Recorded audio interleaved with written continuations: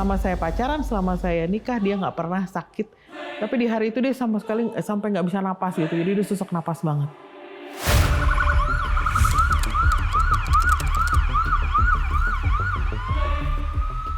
Iya, suster.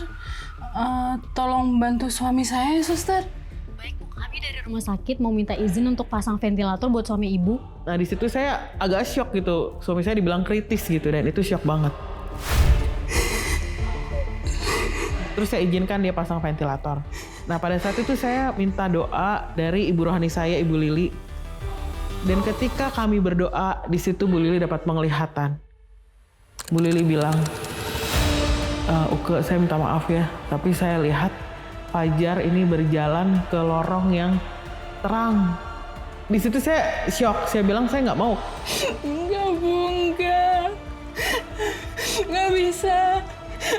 Biasanya kelihatan kayak gitu buat orang mau meninggal, Bu. Bilangin sama Tuhan, Bu, jangan suami saya. Dia cuma sakit biasa, Bu. Kalau dia meninggal, saya sama siapa? Terus kami berdoa lagi, terus Bu Lili diam. Terus saya bilang, saya tanya, Bu Lili, kenapa? Kenapa kok diam gitu? Terus dia bilang, Uke maafin saya, tapi saya ngelihat Fajar itu lagi berhadapan dengan tahta Tuhan. Terus kemudian dia ngobrol sama Tuhan, tapi saya nggak tahu nih Fajar ngobrol apa gitu.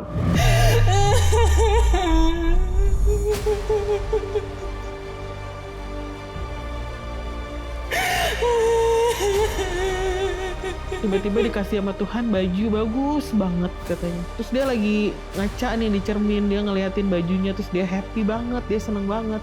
Ngeliat bajunya bagus banget, sepatunya bagus banget. Terus saya bilang, Bu Lili, saya nggak mau. Pokoknya bilang sama Tuhan, tolong balikin suami saya nggak mau. Saya sangat membutuhkan dia gitu, saya sakit gitu kan. Saya butuh dia, siapa lagi yang ngurusin saya kalau nggak dia gitu. Terus saya nggak mau kehilangan dia gitu.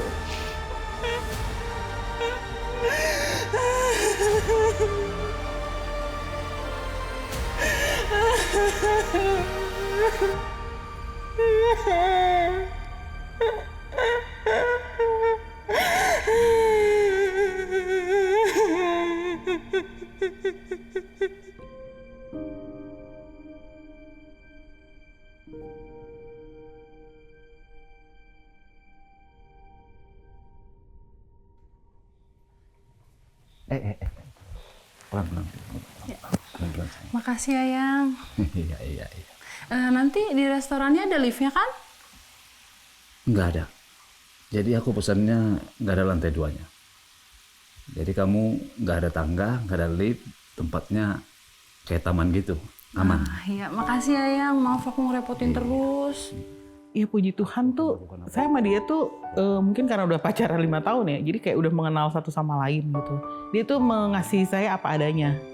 Dia tuh selalu memikirkan saya pertama gitu dalam melakukan segala sesuatu. Misalnya sesimpel misalnya kita mau pergi kemana, dia akan memikirkan apakah itu buat saya kesulitannya apa. Oke, tunggu.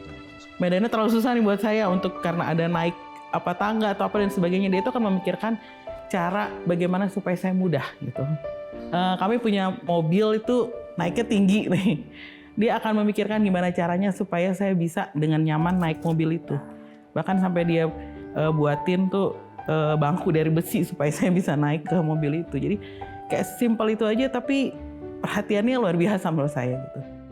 Oke. Bentar ya.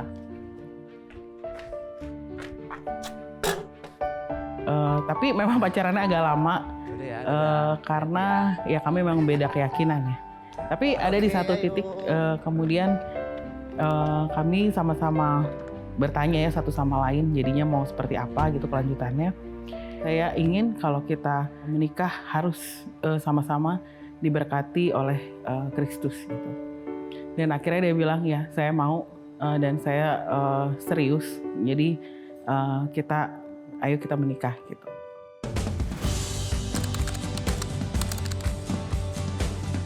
Di bulan April 2019 dia dibaptis. Kemudian kami menikah di November 2019.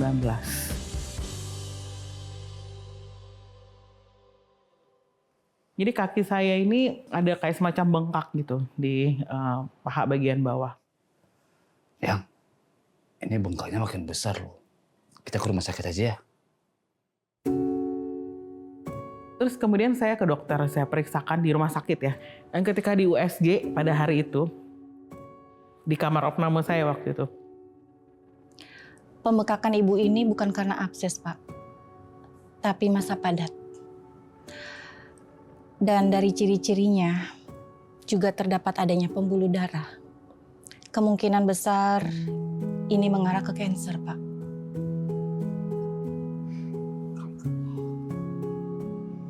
Iya, betul, Pak. Tapi untuk lebih jelasnya, harus dilakukan operasi biopsi. Dan setelah itu, baru kita bisa putuskan rencana untuk kemoterapinya. Kami berdua tuh syok banget. Jadi waktu dokternya itu pergi, itu suami saya tuh, dia yang nggak pernah nangis gitu. Saya nggak pernah ngeliat dia nangis. Itu dia nangis. Terus dia meluk saya gitu, meluk saya. Dia meluk saya kencang banget, terus dia bilang, kamu pasti bisa sembuh Yang, dia ngomong gitu. Kamu percaya sama Tuhan, kamu pasti bisa sembuh dan kita sama-sama usahakan ya.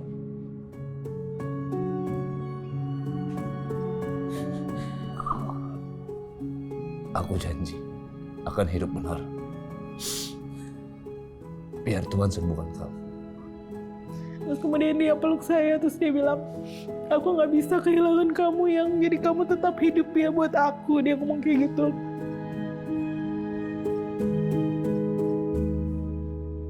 Dia tuh selalu nyari khotbah-khotbah buat saya dengerin tiap hari gitu. Dan setiap malam dia berdoa tumpang tangan di kaki saya. Dia pegang kaki saya yang sakit ini, terus dia berdoa. Saya mendoakan supaya kamu sembuh, kamu nggak perlu di kemoterapi, dia bilang gitu. Dalam hati saya berpikir bahwa ya nggak mungkin lah, kalau saya memang kanker pasti saya di kemoterapi, saya ngomong gitu. Kemudian saya dibiopsi. Proses untuk operasi biopsinya itu memakan waktu sekitar 5 jam. Ya, puji Tuhan, tapi udah berjalan lancar. Kemudian di perjalanan itu pada saat bulan September, kaki saya tuh benar-benar penuh luka. Jadi luka bekas biopsinya itu terkena infeksi. Parah banget, berat banget, sehingga saya harus opname lagi di rumah sakit yang sama. Dan ini benar-benar luar biasa bahwa ketika saya sakit itu, suami saya lah yang benar-benar mengurus saya gitu. Nah kemudian setelah itu saya pulang ke rumah sambil menunggu infeksi saya sembuh total.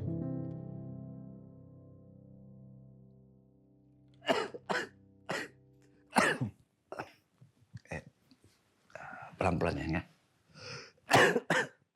Pada saat kami pulang dari rumah sakit, suami saya udah mulai tuh sakit, flu batuk, hanya seperti itu aja, flu batuk. Suami saya tuh malamnya tuh benar-benar sesak napas.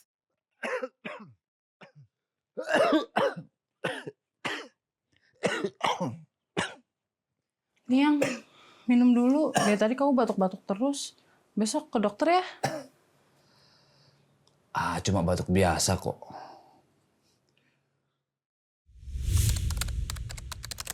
Hari Jumat tanggal 27 September, itu kakak saya sama kakak ipar saya itu bawa dia ke rumah sakit karena saya masih sakit pada saat itu.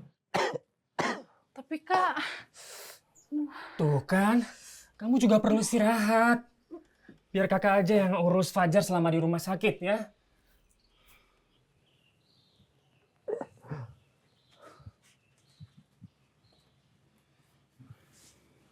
Maafkan aku ya.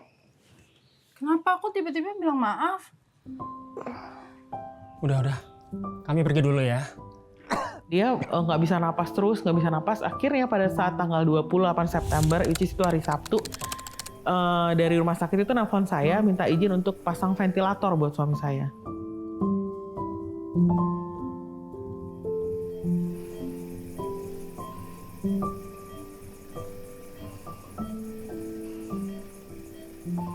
Sore itu, setelah selesai berdoa tuh saya dijemput kakak saya ke rumah sakit.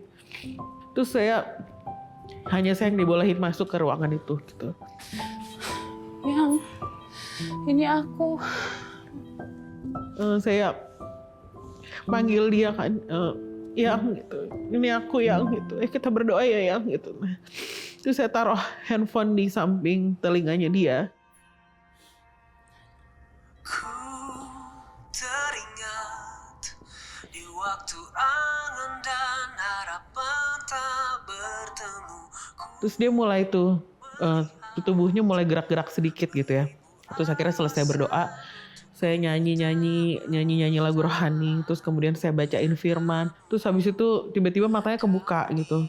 Terus dia ngeliat saya gitu, kayak mau ngomong sesuatu tapi nggak bisa karena pakai ventilator. Terus dia berusaha membuka matanya gitu, tapi kayak berat banget gitu. Terus saya panggil Yang, nggak apa-apa Yang gitu. Terus dia berusaha, terus akhirnya semua gerak, tangannya, kakinya semuanya gerak.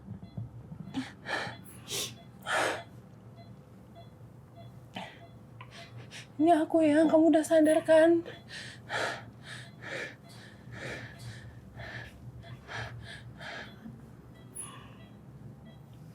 Bu, Ibu boleh tunggu di luar dulu ya Bu. Kasihan suaminya.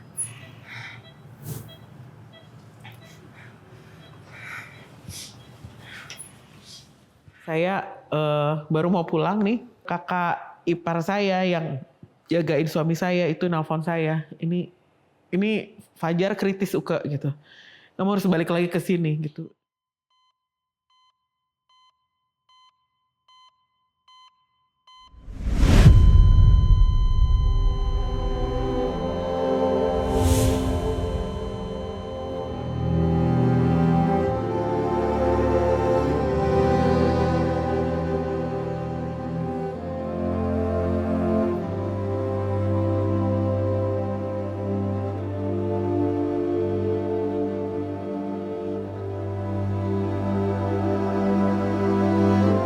Yang bangun!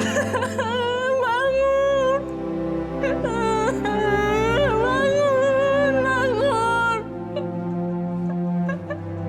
Kamu ngapain di situ,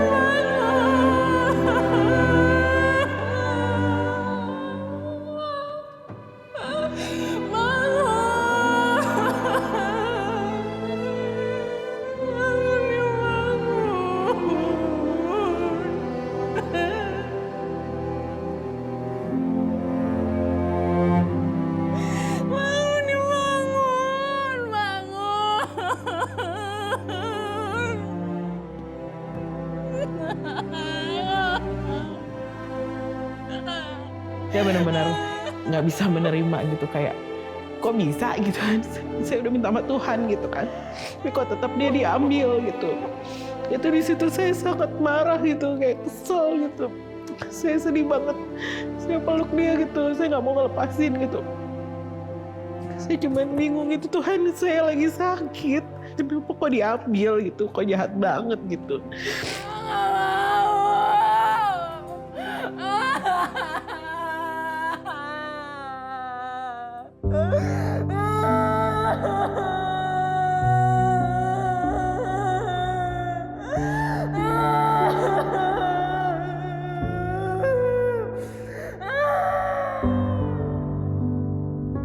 Kami akhirnya membawa suami saya ini ke rumah duka.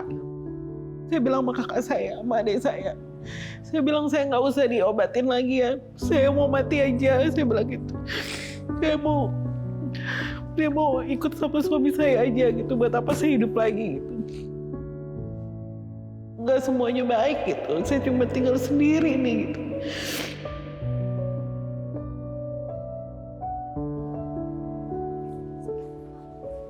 Sabar-sabar ngomong dong, gampang.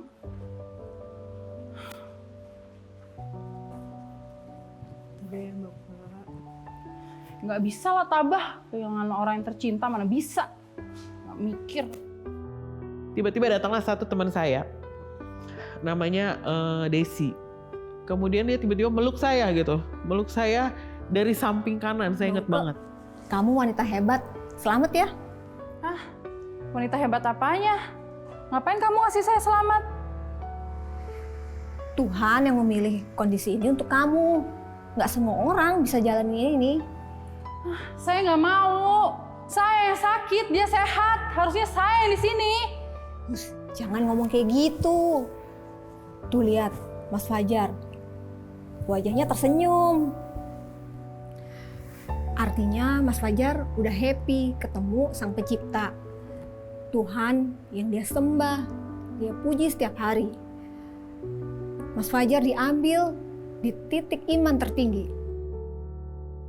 Belum tentu kalau nanti-nanti dia punya iman setinggi ini Mbak Uke, dan mungkin dia nggak akan selamat gitu. Bayangkan kalau seperti yang Mbak Uke katakan gitu, bahwa Mbak Uke duluan yang meninggal. Mbak Uke bayangin apakah ada kemungkinan dia kehilangan keselamatannya. Bisa aja ketika Mbak Uke meninggal duluan, dia malah kembali lagi ke keyakinan yang lama gitu kan. Dan itu adalah titik di mana saya menyadari kebaikan Tuhan yang luar biasa gitu. Dan saya baru nyadar bahwa Tuhan pasti tahu titik di mana dia mau ambil anaknya supaya anaknya selamat. Itu luar biasa banget. Dan ketika itu langsung dunia terlihat berbeda gitu. Dan sekarang tinggal saya di dunia ini, apa yang harus saya lakukan gitu untuk buat Tuhan gitu, bekerja buat Tuhan.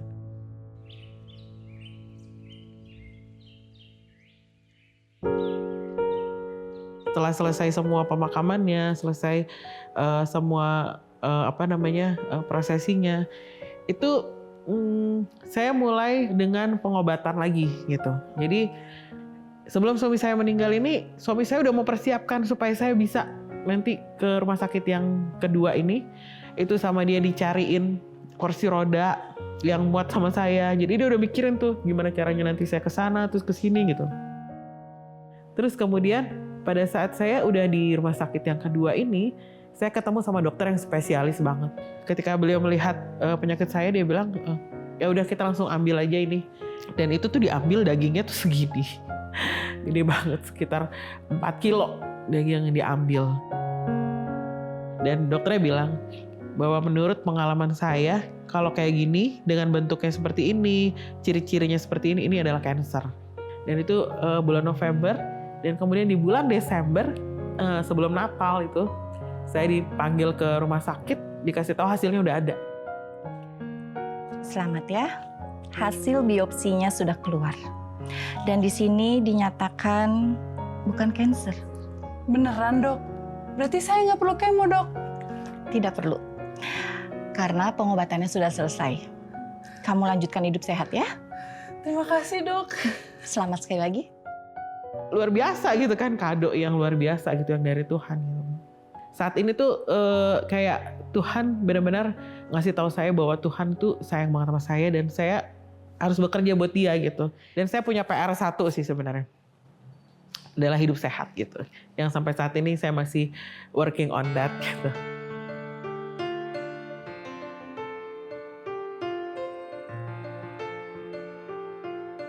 Ini sebenarnya ayat ini adalah ayat yang saya pilihkan untuk nisan suami saya.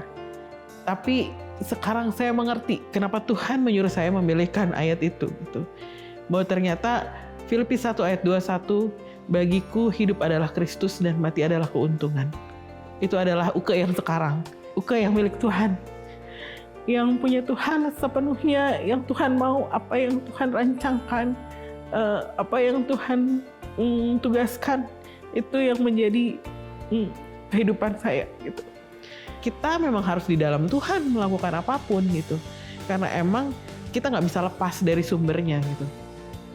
Ya mungkin salah satunya ketika saya kehilangan suami saya itu, saya sangat mengandalkan dia luar biasa gitu ya. Tapi ketika Tuhan sudah manggil dia lebih dahulu, Tuhan kasih lihat saya bahwa kamu tuh punya saya gitu. Kamu punya saya, kamu nggak usah khawatir. Dan dia benar-benar membuktikan itu. Semuanya itu dia yang memelihara saya gitu. Mungkin untuk teman-teman atau sahabat solusi yang mengalami apa yang seperti saya alami. Percayalah bahwa Tuhan itu tahu yang terbaik dan waktu Tuhan itu pasti yang terbaik. Dan Tuhan mau pakai kita. Apapun itu yang kita alami, Tuhan mau pakai kita sebenarnya. Tinggal kita bagaimana meresponnya, mau apa enggak dipakai sama Tuhan. Sahabat, kisah ibu tadi mengingatkan kita bahwa duka akibat kehilangan memang menyakitkan. Namun di dalamnya Tuhan bekerja untuk memulihkan hati dan hidup kita. Ia bahkan memakai orang-orang di sekitar kita untuk menguatkan, menghibur, dan bahkan menuntun kita kembali menemukan harapan untuk kembali melangkah. Dan jika hari ini kamu juga mengalami hati yang hancur karena kehilangan orang yang kamu cintai, kamu tidak perlu melewatinya sendirian. Kamu bisa bercerita kepada kami. Kamu bisa menghubungi nomor yang ada di bawah ini. Ini adalah nomor layanan doa Cahaya Bagi Negeri. Kami siap untuk mendengarkan cerita kamu dan mendukung kamu di dalam doa. Ingat, kamu tidak sendirian.